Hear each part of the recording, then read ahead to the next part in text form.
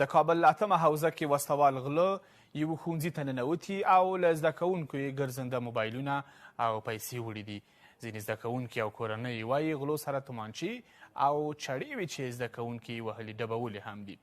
بل لوري غلو په سرای شمالي کې یو کاسټر موټر درولی او سپرلیو نه یې موبایلونه او پیسې اخیستي.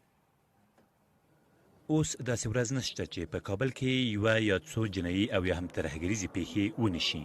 د دغه بهیر په دوام سره یو شمېر وسلوال غله د کابل ښار د اتمې امنیتي حوزې اړوند سیمه کې د عبدالحی حبیبي ښوونځي ته دننه شوي او د 11 ټولګي د یو شمېر زده کوونکو پیسې او موبایلونه یې په زور سره اخیستي او کله چې یو زده کوونکی په دې برخه کې مقاومت کوي هغه سخت وهي. پوزاش هم پیچانده بود، البته سم در آمده بود، اسلحه هم داشتن.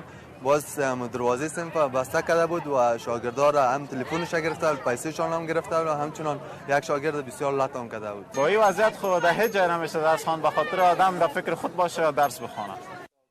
دغه پیښې د دغو زده کوونکو کورنۍ او استادان سخت ویرولي او د عبدالحی حبیبي د ښوونځي د آمر دفتر ته راغلي، خو د دغه ښوونځي مسؤلین موږ ته د تصویر اخیستو او همداراز د مرکې اجازه نه راکوي. د محمد کبیر دوه لوڼې په دې ښوونځي کې کار کوي. پر یاد ښوونځي د وسلوالو غلو برید دی ویرولی او ځان یې ښوونځي ته رسولی دی. سلا دارن، موبایلش هم میگیره، پول نقدش هم میگیره، آزار اذیت میکنه. کسی از ترس نماز صبح تا رفته نمیتونه و نماز خفتن هم رفته نمیتونه.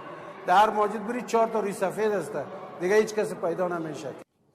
دا د کابل ښار د 10مې امنیتي حوزې اړوند د وزیرآباد چارکلا سیمه ده. محمد عزیز هغه مهال وژل او ورور یې ټپي کېږي چې غواړي یوه نجلۍ د لنډغرو له زورونې وژغوري.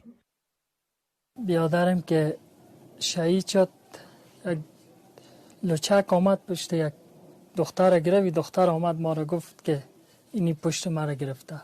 پدر مادرها